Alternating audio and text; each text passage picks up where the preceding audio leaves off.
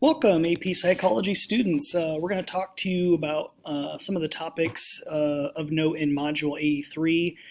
A little bit about some of the things like anger and fear, but mostly I want to focus on happiness. What are the predictors of happiness? What correlates with happiness? So this is a good one to watch, not just for for getting a good grade, but just to be a happy individual. So I might skim through a few of these things. These are just the naturally occurring emotions from infants, just kind of some cute babies.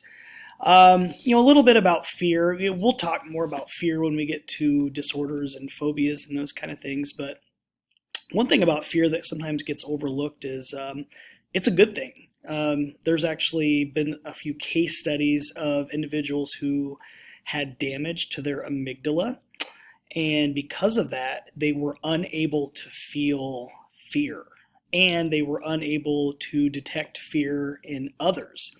And that's not good because they may put themselves in dangerous situations because that signal's not getting to the rest of their brain like, hey, this maybe isn't a good thing for us to be doing.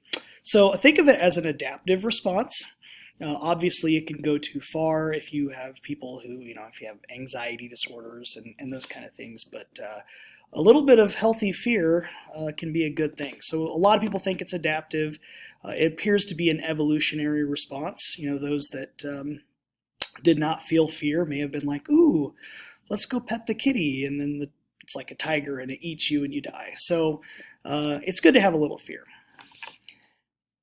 A little bit with anger. I think it's interesting to note that there are some gender differences in how anger is expressed. We haven't really nailed down the nature-nurture on that. It's still up for debate, but you can see here on the slide how it's a little bit different. Women tend to release their anger through talking, and then men tend to release it by doing something physical. Again, it's not as easy as, all men do this, all women do this. It's much more complicated, but they have found some group differences in anger and how it's expressed. This is an interesting one, this idea of catharsis. Maybe some of you, kind of have heard of the idea, if you're angry, you should like hit a pillow or like hit a punching bag or scream and it'll make you feel better. It'll release the anger.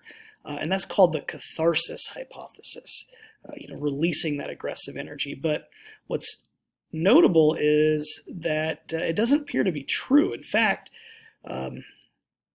screaming or yelling or punching or whatever tends to actually increase the amount of emotion that you feel. So this would also go with the James Lange theory that if you're screaming, it's making you angrier. So this is one that people sometimes have a hard time buying, but don't shoot the messenger. It's just the research. Getting into this discussion of happiness, just kind of a few things that predict happiness and how happiness can affect us. One thing is this idea of the feel-good, do-good phenomenon. So we tend to be more helpful and want to help other people out when we're already in a good mood. So something good happens to us, we're happy, we're then more likely to pay it forward and help others. Psychologists will study happiness in a few ways. One is subjective well-being, which is just simply asking people, hey, how happy do you feel? It might be a scale of 1 to 10 or just a survey that people take. And then they'll also look at things like objective well-being. And this just might be looking at someone's, things that you can measure, quantitatively. So like how much money do they make? Are they in good health? Like those can be, somewhat predictors of happiness as well. And those are a little bit more objective. And so we get to the million-dollar question, figuratively and almost literally here. So does money buy happiness? It's complicated. So it's yes and no.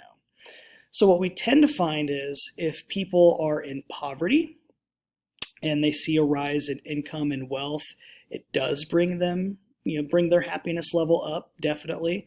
But what we often find is it's almost like a law of diminishing returns. The more money you get, the less additional happiness it buys you. So we'll get into that a little bit more here. You can see here that our personal income, this is at least from 1930 to about the year 2000, Beyond that, it's kind of been a little bit rocky the last 20 years for average people. But as personal income rose over those years, they would ask people their subjective happiness, and it didn't really change much. So you kind of have to, ask that question, beyond just getting out of poverty, does more money really make you happy? And what they tend to find is that anything above, in today's money, an income of about $75,000 a year, the correlation between happiness and income dissipates. It basically goes away. So it's positive up to 75,000, then after that, it kind of just, it fizzles out after that. So you have to ask yourself, if you're looking for careers, if you want to do something that's more lucrative, that's fine, but just make sure you're doing it for the right reasons. You have some intrinsic motivation to do it. It's not just, for the money. If you want to be a doctor, make sure you're doing it because you want to help people, not just for, the big paycheck, because you're going to work a lot. So, you want to enjoy what you're doing.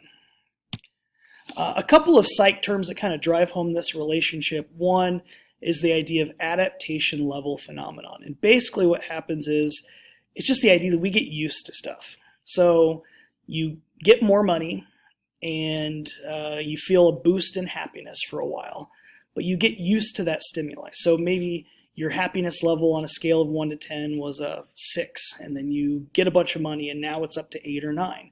The research would show that within a year or two, you would be back down to about a 6. You would come back down to where you were previously. You can see here some research suggests that level of happiness is affected substantially by genetics and early life experiences. People don't really like hearing that because we want to think about free will, and we're not saying all of it is genetics. We're just saying that some people are just born happier than others, and some people are just more blah. And some of that has to do, again, genetics, brain chemistry. How many of those happy chemicals do you have in your brain? The dopamine, the serotonin. Some of that's genetic. But adaptation level, so it doesn't have to be money. It could be other things too, like you start, dating someone and it's fantastic and you feel really happy. And then after a while, you kind of, you're not unhappy, but you come back down to where you were. Or, you buy a new article of clothing, or you get a new car and you're like, oh, this is amazing. And then a year later, you're just like, yeah, it's all right. But you don't get the same excitement out of it that you used to. It really kind of shows, like, for wealth to bring happiness, you have to keep acquiring more and more and more, and at what cost?